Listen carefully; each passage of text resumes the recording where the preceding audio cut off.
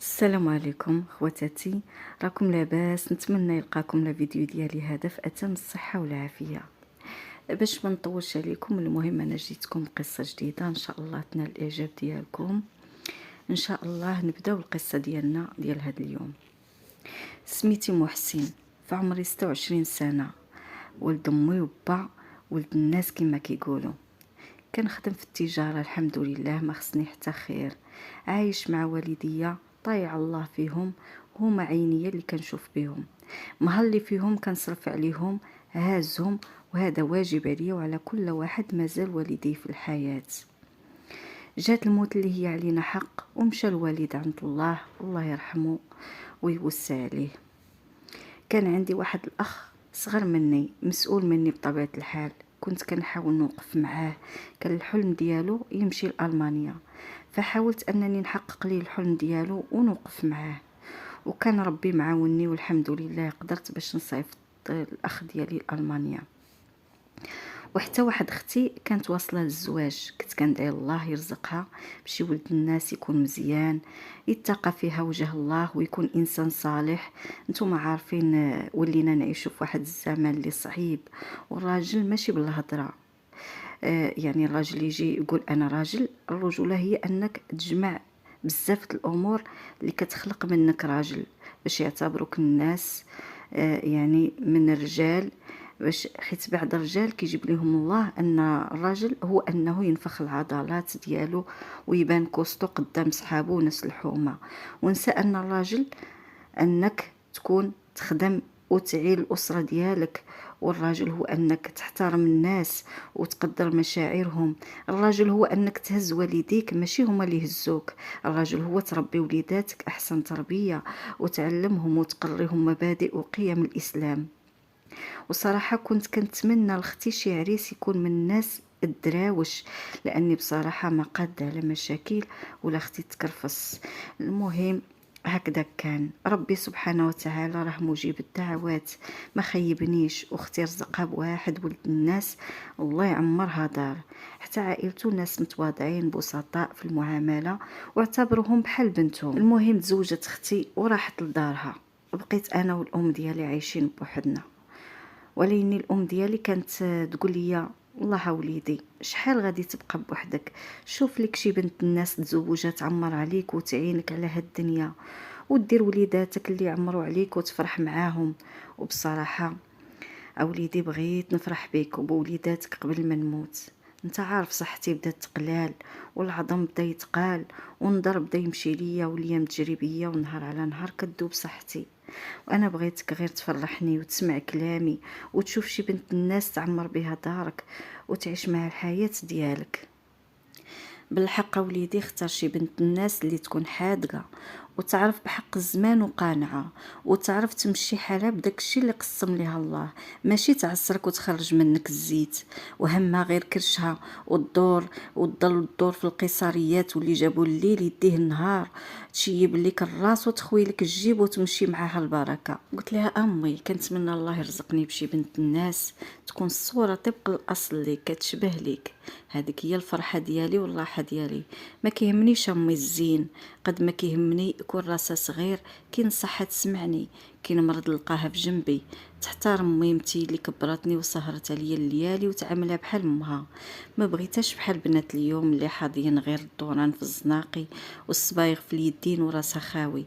بغيتها مخلقه ومربيه وكتحشم، بنت الاصل، بنت عائله، تربي ليا وليداتي احسن تربيه، ويكونوا يقراوا القران ويعرفوا ويتعلموا اي حاجه عندها علاقه بالدين، وما يكونش عندها مع الخروج بزاف.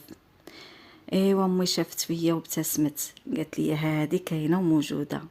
عرفتي اوليدي شكون؟ بنت رحمه، بنت خالة باك. ديك البنت وليدي بحال الضوء الاحمر، الجرح يبرى، واش منك يا حداقه حادقه وليدي. حطت لينا ديك النهار واحد القصريه طيبتها ديال الكسكسو بالتفايه، ما داقها ما بغاش يتنسى ليا، ومن الفوق سكوتيه وحشوميه. والديها الناس يكرموك ويعزوك، وفيهم الصواب وقلبهم كبير، وباب دارهم ديما مفتوح، الداخل جالس والخارج شارب واكل. ايوا جات العروسه لعندنا، ما نقولش لكم على الحداقه اللي فيها، كل شي عندها متول، والنقا، تشم ريحة صانيك روجة فيه الماء مدروج، الماعن تشوفي فيهم وجهك، وصابونها تاني. المهم الشغل اللي كيبرد القلب، وزايدها بالشهيوات اللي كيعجبوك، كل شي في داك الراس اللي عندها. انا حاجه اللي كنت مركز فيها وقلتها ليها، قلت لها الا بغيتي تفرحيني وتخليني هاني بغيتك تهلاي ليا في ميمتي. وداك الشيء اللي كان، ولات هي امي بحال الصحابات، تمشي هي وياها وتجي هي وياها، هي جالسه وهي تقاد لها في الزيف، تجيب لها تغسل، وديك الامور ديال التهلو والاهتمام الزايد شويه اللي كتعرفوه. انا واحد الحاجه اللي وليت كنلاحظها، مثلا كنحط الصرف هكذا في الدار، وليت كنلقاه ناقص مره على مره، كنبدل البلاصه، نفس الشيء الفلوس ناقصه عندي كل مره. وشحال مثلا مثلا الا حطيت 200 درهم كنلقى 100 درهم، مره نلقى 1000 ناقصه. المهم الفلوس ديما ناقصين. كنمشي عندها كنسولها فلانه راني حطيت القد والقد والفلوس راهم ناقصين، تشوف فيا بواحد العينين زعما راني ما كنعقلش، وتقول لي ياك ما طاحت ليك ولا شريتي شي حاجه وما عقلتيش. كتوقع غير تثبت راسك شويه وتفكر مزيان. ايوا ونقول لكم نفس القصه، انا عقلي بدا كيخدم ويفكر، دخلني الشك. الام ديالي مسكينه كانت مريضه هذه شحال، وظروفها الصحيه ماشي حتى التم، وكانت كتمنى وفرحتها الكبيره انها تشوف وليداتي. المهم ربي استجاب ليها، المراه حملات. انا ملي سمعتها كتوحم الفرحه ما ساعدتني، اللي بغاتها كنجيبها ليها، خارج جيب هادي وجيب هادي، المهم داخل معمر ومحمل، حتى من الجيران كيشوفوا دوك الميكات اللي هازهم يعني بجوج يدين كيبقاو غير مفيكسين عينيهم فيا. الجزار كيشوفني كيضحك ليا من عينيه، حيت وليت كليان ديالو الرسمي. ما نخلي ما نجيب، لقيت اللحم جديد نجيبو، لقيت كبده نجيب، كوطليط نجيب، المهم تقضيه ديال النفس. انا فرحان بهذا الحمل، قلت نتهلا فيها، راها المراه ديالي. ولا تشهد شي حاجه وما كانش قريبه ليا نشد عليها المراكب ونسول ونقلب حتى نلقاها ونجيبها ليها. المهم حاولت نفرحها كما فرحتني بهذا الحمل هذا، ولكن قدر الله سبحانه وتعالى امي مرضات تقريبا شي سيمانه وهي طايحه في الفراش. دازت ديك السيمانه ماتت امي العزيزه، بقيت وحدي يتيم عندي الله الحمد لله على كل حال. كانت خلت لي الدار فيها جوج ديال ليطاج، لتحت مفرش، الا جا عندنا شي ضيف عزيز كي ياخذ زعما راحته، كلشي موجود. حنا كنعسو الفوق. الام ديالي ما كانش كتبغي تكريها، تقولك خلينا نعيشو مرتاحين لا صداع الراس على جوج فرانك. ايوا الام ديالي الله يرحمها ويوسع عليها ضيق القبر. زاد عندي ديك الساعه وليد ما شاء الله وجهه مضوي سبحان اللي خلقه، دخل الفرحه لقلبي، ربي كياخذ وكيعوض. ايوا المرة ما نقولش لكم كل مرة امي مريضة خصني باش ندوز ليها، با ما عندوش باش يشري العيد، خويا خصو سبرديلة كنت نعطيها حيت كنت خايف نفارق ولدي، وكان هو ضو عيني اللي كنشوف بهم. كان باين واضح انني كنت مرتبط بولدي بزاف، كنت كنتفكر كلام الام ديالي انها باغا تشوف ولدي ولا بنتي. السيده كتبدل لي رزقي اللي كنشقى ونتعب عليه غير فشي حاجات اللي هما تافهين، والكادوات لعائلتها. هذه خالتي خصني نشري ليها بيجامه، هذه عمتي ما عندهاش خصني نتهلا فيها، وانا اخر واحد تضرب لي الحساب واش عندي ولا ما عنديش. عائلتها ولاو ساكنين عندي، ما كاين غير جيب جيب جيب. الطبله خصها تعمرها ليهم باش تخوي ليا انا الجيب. ما كاينش هذيك اللي قسم الله ياكلوه معنا، خصهم وجبه بوجبه. الا تغداو باللحم خصهم الدجاج في العشاء، والكسكروط خص يعني الكيكات، خص جيب الحليب، خص الشوكولاط واللوز، واللي داخل خارج الحانوت من الحانوت الخضار تابعهم الجزار. المهم وليت تابع من تماره ديال الخدمه، نجي نبغي نعس شويه في الدار كنلقى الدار عامره، حيت حتى من البيت ديالي اللي كنعس فيه كنلقى فيه شي حد من عائلته مجبد ناعس. الصداع ديال الدراري والتربيه، المهم الماريو ديالي كنلقاهم الحوايج مجبودين، شي ورقة عندي ديال الخدمة هكداك مليوحين والدراري كيبقشوا ليا في حوايجي. واش انا نحضي ورقية ولا ننعس؟ المهم الحال ديما ما كاينش الراحة. حتى من البيت ديالي اللي كنعس فيه كنلقى فيه شي حد من عائلته مجبد ناعس، الصداع ديال الدراري والتربية صغيرة. المجوره ديال الماريو كنلقاهم مجبودين، شي ورقه عندي ديال الخدمه هكذاك مليوحين والدراري كيبقشوا. واش نحضي ورقيه ولا ننعس؟ المهم الحال ديما ما كاينش ديك نرتاح شي يومين على الاقل ونتنفس ناخذ الاكسجين باش نقدر نقاوم وتكون الامور متوازنه. الضياف كيبغيو يمشيو هما يحلفوا هي تحلف، وعارفه ما عنديش. المهم واخا نمشي نكريدي من عند الجزار ونجيب ليهم، ومن الفوق تفيقني من النعاس الا كنت ناعس وخلاص غادي نوض لخدمتي بكري. هي مهماش هاد الشيء، كتقول لي فيق نوض وصلهم، ونوض على وعدي وسعدي ضايخ من الناس رجلي مفافين ونطلب الله يحفظني في داك الليل ونوصلهم لديورهم. وهاد الشيء وسير جيب عمتي من دارها تغدى معانا وديها، الطوموبيل ديالي هي طاكسي العائله ديالها. وهاد الامور ما توقفتش عند هاد الحد. تاني الصحابات كنقول انا في نفسي وقتاش غير زعما نوصل نرتاح ندوش ونتلاح الناس، لان كيكون في المود ديال الناس. وكي كنوقف على باب الدار كنعرف اش كيتسناني. الموسيقى خدامه والشطح والرديح والطابله عامره بما لذ وطاب، والتقهقيها والهضره والوينه نايضه عندي في الدار. تصوروا كنجيب الديسير جوج من الحاجه 2 كيلو، كدوز تقريبا كدوز واحد اليومين. كنقول لها جيبي لي شويه ديال الديسير راني سخفت. كتشوف فيا وتقول لي ما بقاش راني حطيته للضياف وصحاباتي، واللي بقى راني ذوقت فلانه وفلانه.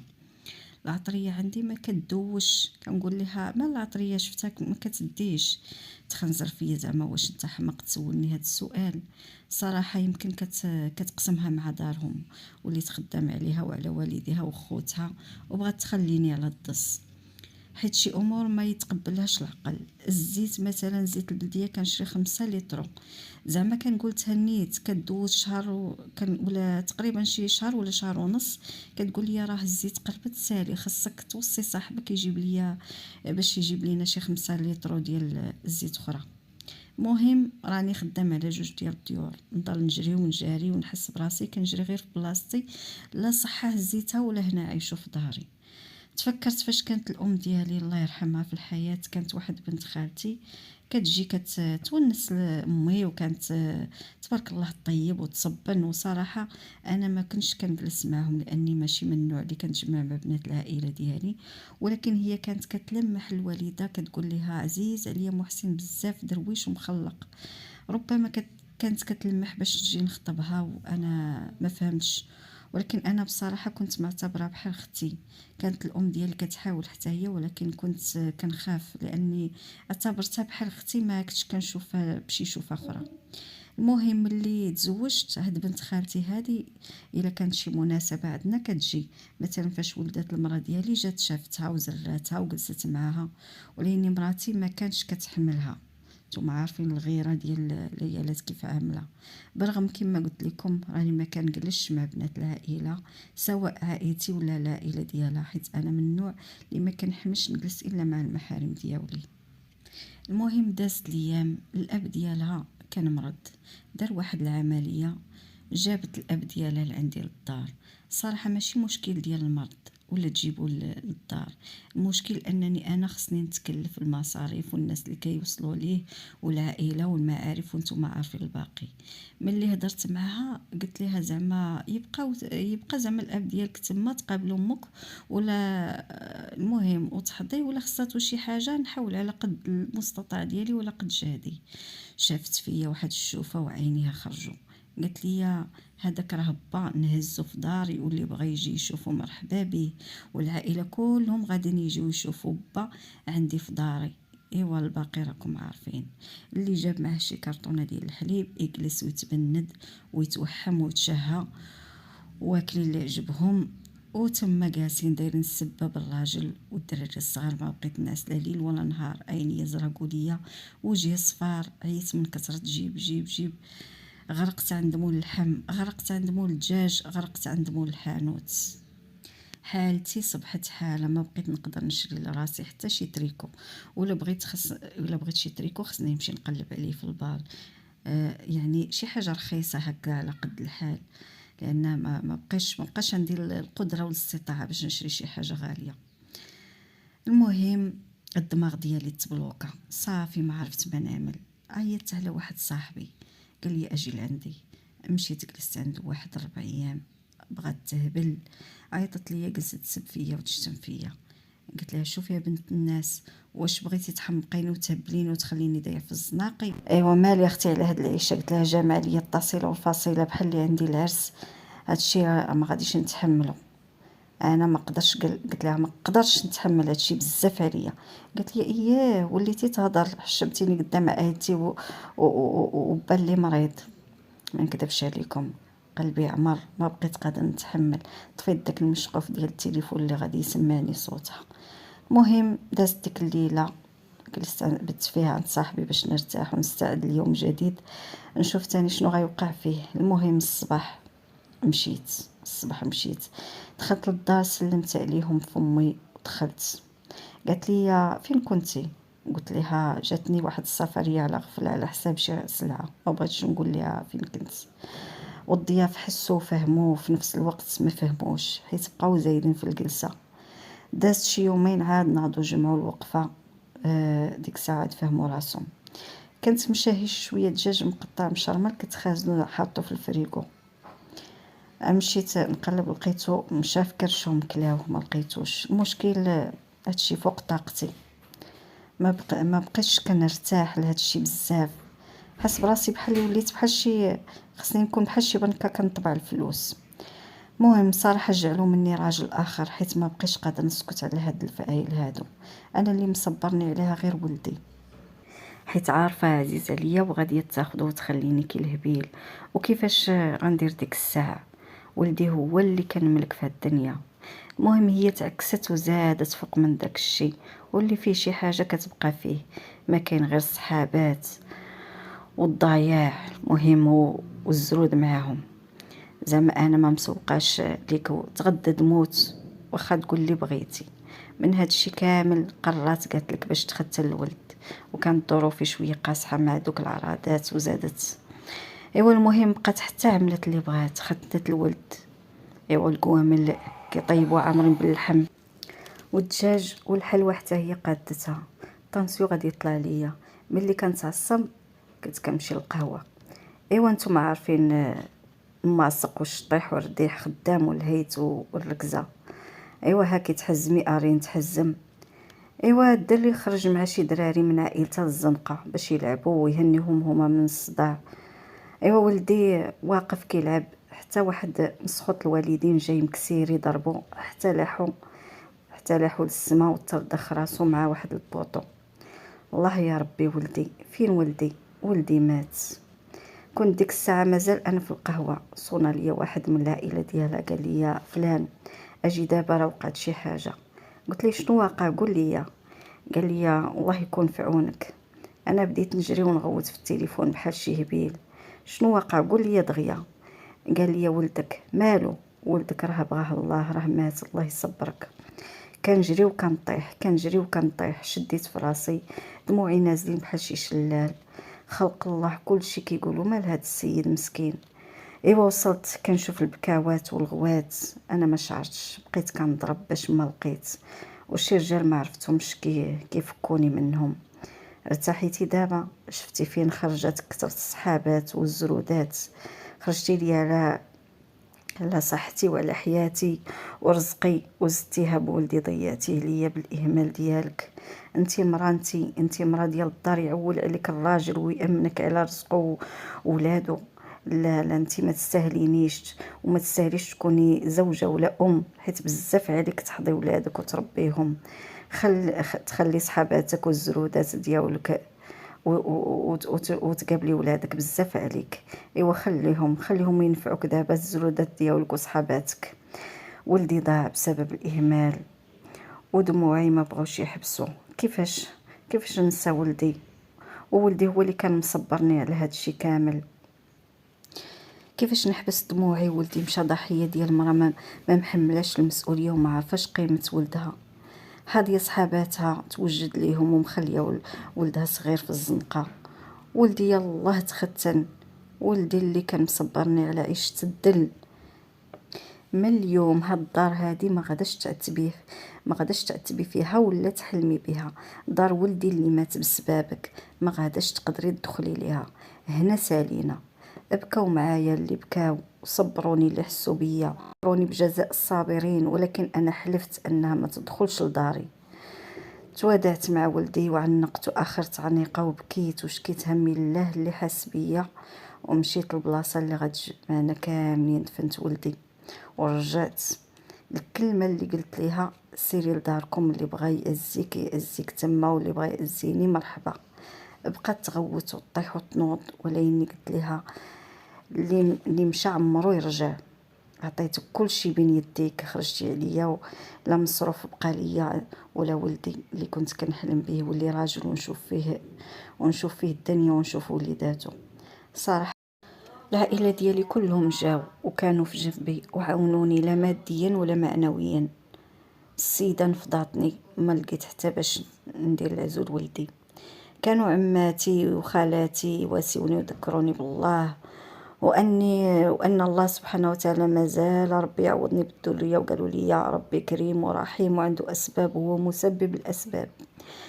جات واحد النهار كتغوت ملي شافت عائلتي واقفين في جنبي وبغات تهمني، وانا ربي اللي عالم ما كنجمع لا مع بنات عائلتي، ما كنهضر معاهم، وديما عيني محنيين في الارض. ولكن هي ما رضاتش تسمح في واحد كيصرف على عائلتها، خاصها حتى توصلني للقبر عاد ترتاح، لاني الضحيه اللي قبل بهذا الوضع. قلت لها غير سيري تهنايا، راني مشيت رفعت الطلاق، دابا تجيك السيدعه، والله يعاونك وما تعاوديش تحطي رجلك عندي هنا. قلبي سير قلبي على شي ضحيه اللي تفلسيه كما فلستيني، والله يحفظ مرضي الوالدين منك. بقيت هكذاك، دازت شي ايام، كانت خالتي في جنبي عوضتني شويه للام ديالي. فكرت انني نتزوج بنت خالتي، لان العائله كلهم كانوا كيشكروا فيها، وكانت انسانه ملتزمه وكتصلي وكتمشي المسجد. حسيت انني من الافضل ما نضيعش هاد الفرصه هذه.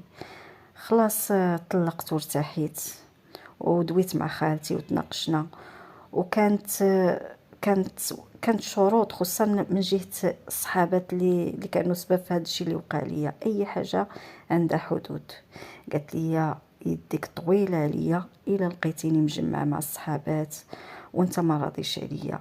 ربي وصانا على ازواجنا، نشارك الحزن معاك والفرح، نقدر ظروفك الا ما عندكش، ونعيش معاك بداك الشيء اللي قسموا لينا الله سبحانه وتعالى. السعاده والفرحه ما كتبقاش بشحال كتملك، ولا واش عندك دار ولا فيلا ولا ارض. اللي كتملك قلب راجلها راها ملكت كل شيء. المراه اللي كنت مزوج بها ما كانتش كتشوف داك، ما كنتش كنشوف داك الرضا في عينيها ولا في وجهها. ديما كلمه خصنا وما عندناش هادي وما عندناش هادي. ما كنتش كنشوف، يعني هي ما كنتش كنشوف فيها داك القناعه في عينيها. ما كانش كتشوف لتحت، كانت كتشوف الفوق وما كتقولش الحمد لله. ديما خصها تعيش في مستوى عالي. ولكني حاليا مع بنت خالتي البركه سبحان الله، وكنوفر شويه ونخسر شويه وما كنضيعوش. مرتاح في داري، اول مره كنحس بنعمه سميتها الهدوء، وكنحس بالراحه وكنعس وكنفيق مرتاح. العائله كيجيو، ولكن ماشي كل مره. فاش كنكون انا مثلا جالس ولا كنعرضوا عليهم مره كنمشيو عندهم حنا تاني. ما كاينش داك الجو ديال السهرات والاغاني في الدار والشطيح والرديح بحال اللي عندي اللعابات في الدار. انا بغيت نقول لكم صله الرحم وصى عليها الله سبحانه وتعالى. مزيان نمشيو عند احبابنا وهما يجيو عندنا، ولكن باش الزوجه تجمع ليا العائله شي مخلط مع شي، كي الراجل كي المراه، هذاك بحال خويا، هذا بحال عمي، هذا بحال جدي. كاين شي حاجه سميتها الحشمه والحياه، ونقدر راجلي ونعرف الوقت اللي باغي يرتاح فيه، ونعرف كيفاش نقتصد عليه، ولا ما عندوش نصبر ونصبرو ونبتسم في وجهه ونخلي الحياة زوينة في عينيه. كنقول لكل زوجة مرضية مع الله ومع راجلها، ردي البال لوليداتك، الحياة مسؤولية، ما تخليش ولدك كيلعب وانتي جالسة ولا واقفة كتهضري وناسي اننا عايشين في غابه فيها المزيان وفيها الخايب. الا بغيتي تهضري ولا تخوي قلبك، كاين اوقات اللي كتكون مناسبه ماشي على حساب ولدي ولا بنتي. كي كنشوفوا اليوم بعض العيالات الله يهديهم طالقين ولادهم في الزناقه يصدعوا الجيران، وشي كلام كيتعلموه الشي كيعطيه لشي وهي ناعسه ولا مجمعه، وكيجي شي حد يتبرى منها تقول ليه ولدي مربي، ولدي ما يزعزعش البيضه من بلاصتها. وهذه قصتي وحكايتي خوتي، نتمنى هذه القصه تكونوا خديتوا منها العبره وتحضروا وليداتكم. ما تنساوش تضغطوا على زر الاعجاب وتعملوا الاشتراك باش تستمر هذه القناه بكم وليكم. ونتمنى نشوف التعليق ديالكم والاراء ديالكم، واللي عندها قصه بغات تحكيها للعبره مرحبا والف مرحبا. دمتم سالمين في رعايه الله وحفظه.